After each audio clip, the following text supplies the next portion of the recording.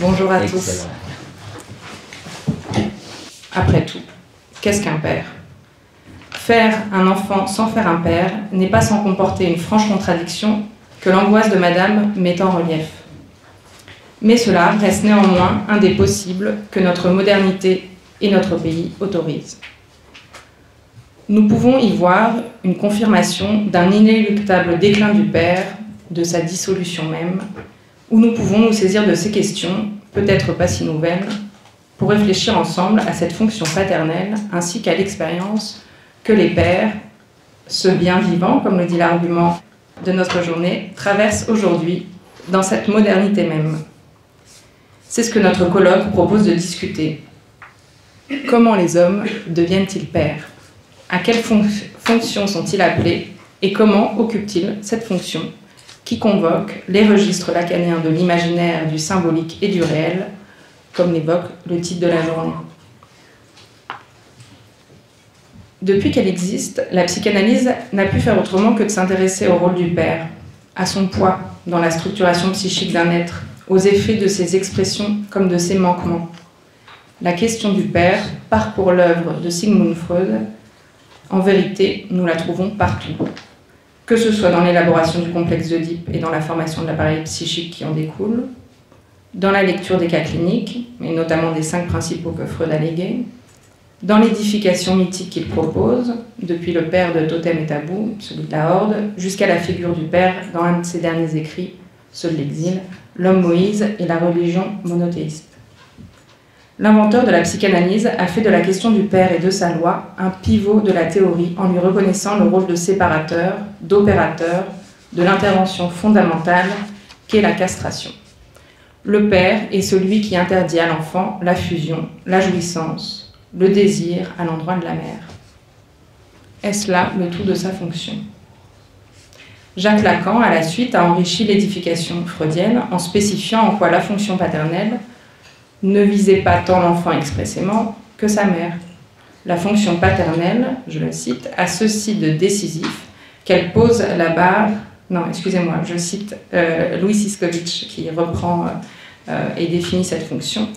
La fonction paternelle a ceci de décisif qu'elle pose la barre de la négativation de la jouissance sur la mère, ce qui aura des conséquences sur l'enfant. Lacan a pu, pour travailler la complexité de la question du père, se servir de la tripartition imaginaire, symbolique, réelle qu'il a introduite dans son enseignement dans les années 50 et qui sera dépliée aujourd'hui.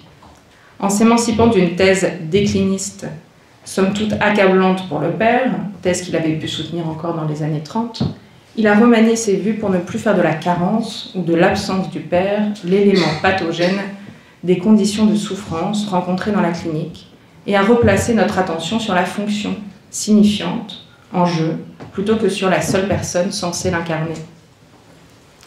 Cette fonction paternelle, que désigne-t-elle? Le terme même de fonction désigne une activité déterminée dévolue à un élément d'un ensemble ou à l'ensemble lui-même. Voilà pour la fonction. Donc nous repérons là déjà qu'il va être question de structure, et que nul ne peut prétendre avoir de fonction d'être seul. Cela vient très justement dire la fonction paternelle. Le père n'est jamais père seul. Il lui faut la reconnaissance de la mère, ce qui ne vaut pas à l'inverse. Et le père n'est jamais père seul, car sa fonction s'inscrit dans un ensemble, un registre symbolique, auquel lui-même, en tant qu'être parlant, est assujetti. Pour saisir ce que recouvre la fonction paternelle, j'emprunterai au psychanalyste Joël Dor la métaphore qu'il formulait à partir de l'enseignement de Lacan. Le père réel, le père concret, le père de la réalité familiale, est tel un ambassadeur. Et en cette qualité, il représente un gouvernement, celui du père symbolique, et a à assumer la délégation de cette autorité auprès de la communauté mère-enfant. Le père n'est donc ni détenteur, ni fondateur de la fonction symbolique, il en est le vecteur. De ce père, il est attendu beaucoup. Il est attendu qu'il fasse valoir la loi, l'interdit, celui de l'inceste, qu'il prescrive la castration, nécessaire à mettre de l'ordre dans le champ de la jouissance comme dans celui du désir, un ordre qui tienne compte de la reconnaissance de la différence des sexes et des générations. En somme, il est attendu, je cite Lacan, que le père assume et représente, dans toute sa plénitude, la valeur symbolique incarnée, cristallisée dans sa fonction.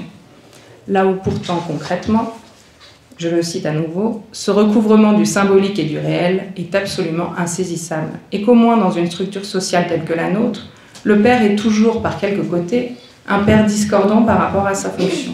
Un père carent, un père humilié, comme dirait M. Claudel. Il y a toujours une discordance extrêmement nette entre ce qui est aperçu par le sujet sur le plan du réel et cette fonction symbolique. C'est ce que nous montre et nous démontre au quotidien la clinique. Nous y entendons les achoppements, les embûches et les désertions dans l'opération. Et cela parce que l'imaginaire vient la contaminer immanquablement. Que nous disent ces deux hommes, et d'autres avec eux? Que dans les étapes qu'ils traversent s'invite une figure qu'ils aimeraient à tout prix éloigner, éviter, détruire peut-être, défigurer au moins, celle de leur propre père, une figure à laquelle ils s'identifient pourtant, faute d'avoir pu la laisser, pourrait-on dire, reposer en paix. C'est ainsi le père imaginaire de leur propre type qui contamine la fonction paternelle dont ils ont à se faire les ambassadeurs.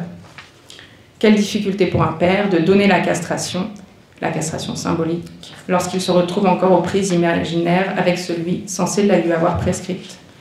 Les tentatives pour faire régner l'ordre et pour endosser la fonction seront bien laborieuses pour celui qui voudra en quelque sorte faire passer un message sans s'être reconnu lui-même tout à fait concerné par sa portée.